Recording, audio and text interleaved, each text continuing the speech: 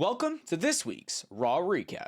As always in these recap videos, we go over everything you need to know about this important episode of WWE. I give my thoughts on the show, and at any point in the video, you guys can leave me your thoughts on the show down in the comments below. But as always, before we get anywhere in any video, be sure to like the video, subscribe to the channel, turn on post notifications so you never miss an upload, and go follow the socials. The links to those will be in the description of this video. That includes my Instagram account, my X account, do all that. Helps me out a ton. But now let's get you guys straight on into this week's Raw Recap.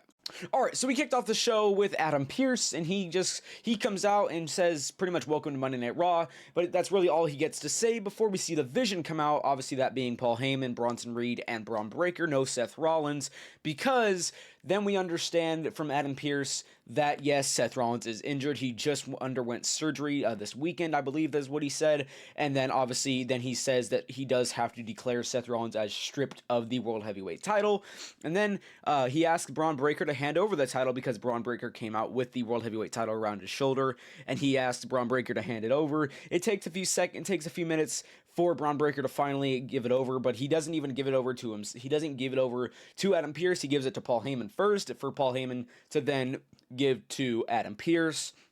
And then Adam Pearce walks out, and then he's pretty much irrelevant from there. And then we hear Paul Heyman, pretty much he just explains why they did what they did. He says that Paul Heyman knew what the future was. He knew that the future was Braun Breaker and Bronson Reed. And he pretty much explains that he kind of just used Seth Rollins to be able to get Braun Breaker and Bronson Reed to the top. And then when the time was right, obviously, inevitably, the finalization was to capitalize on Braun Breaker and Bronson Reed and inevitably turn on Seth Rollins. And then pretty much turning on Seth Rollins and destroying him would elevate them to obviously being the top guys because they pretty much just beat this generation.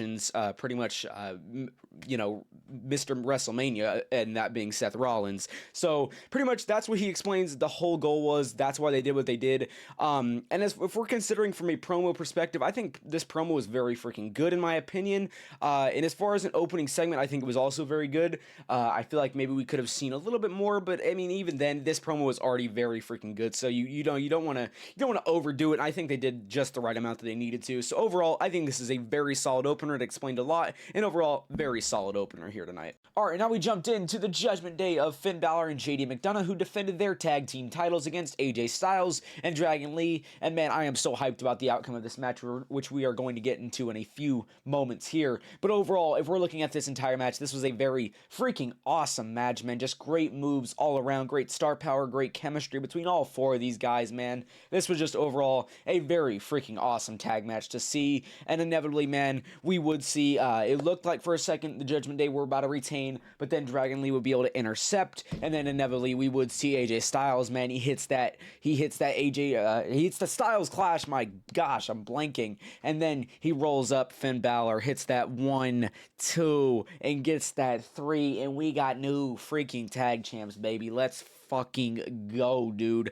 I mean, man, the reason I'm most hyped about this is because of AJ Styles holding another title in WWE before he retires. Obviously, he is retiring next year, but man, I'm very hyped that AJ is holding a title. And either way, the team of AJ and Dragon Lee has just been so good over these past few weeks, and it's awesome to see that they are champions, and it's going to be awesome to see what they do.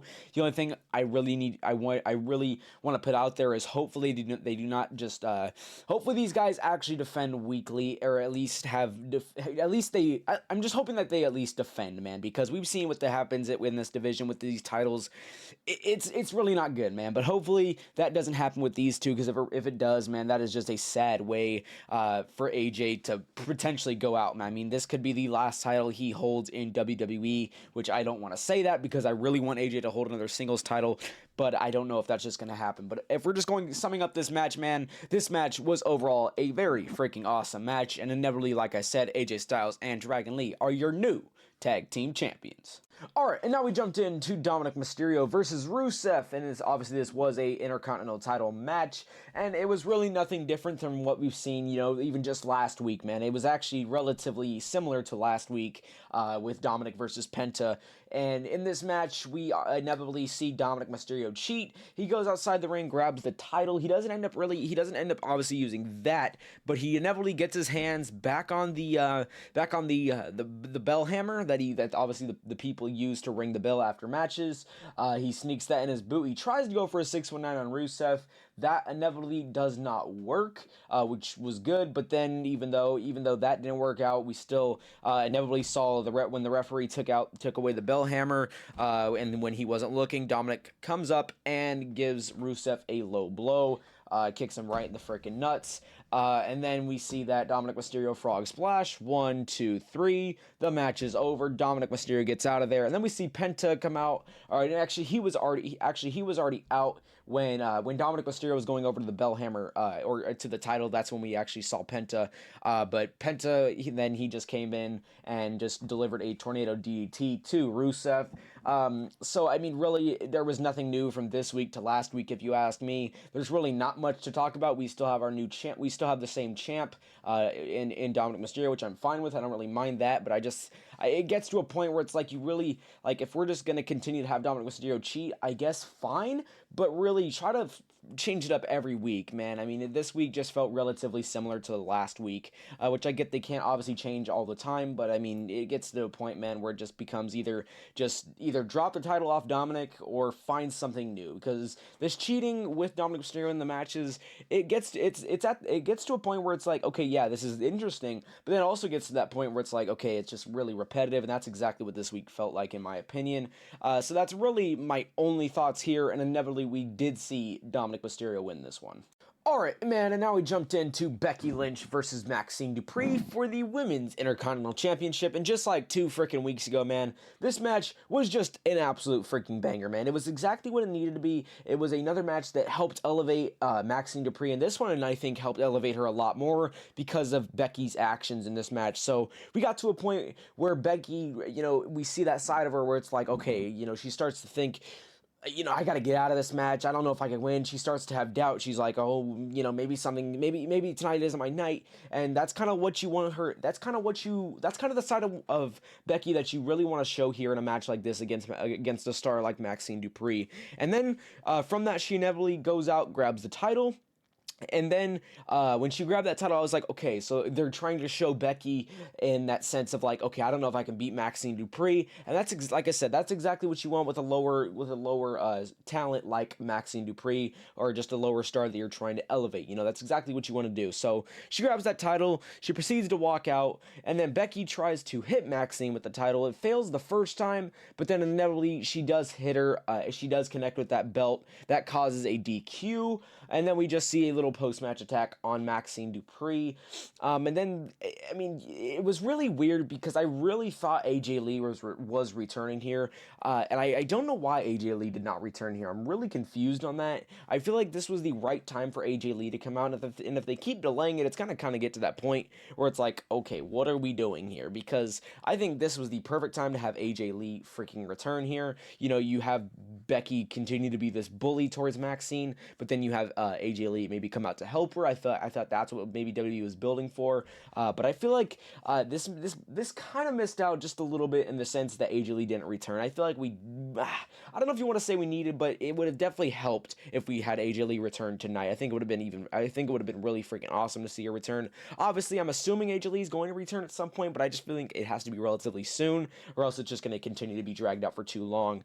But inevitably, just considering this overall match, I think it was a very, very freaking awesome match, and it was exactly what it needed to be. You have this side of Becky where it's just like, I don't know if I could beat a star like Maxine Dupree. It's basically trying to just elevate Maxine to a whole other level, and that was exactly what they did tonight.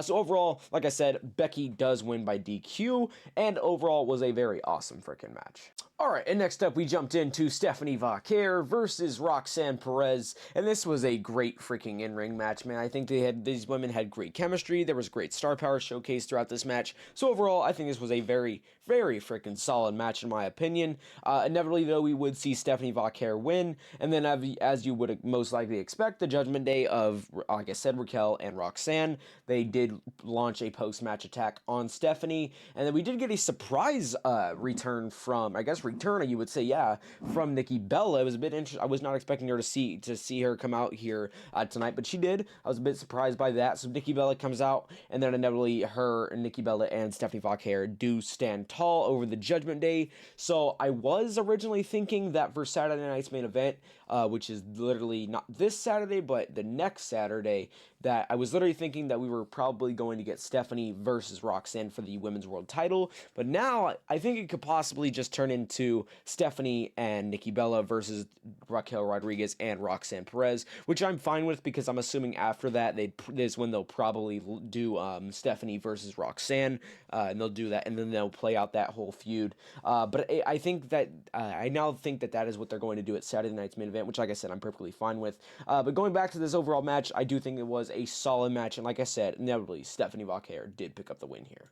Alright, man, and now we have finally made it to our main event of the night, and it is a World Heavyweight Championship Battle Royal. The winner of this whoever advanced from this gets to face CM Punk at Saturday night's main event to crown the next World Heavyweight Champion, obviously, because Seth Rollins was obviously stripped of the title, man. So obviously, I don't remember how many men, was it 20, 30? I really don't remember how many men were in this were in this Battle Royal. But what you really need to know here is throughout this match, Jimmy Uso had he'd saved Jey Uso from being eliminated a few times, and then inevitably at the end of the match, we would see Jimmy Uso and LA Knight get into a kerfuffle.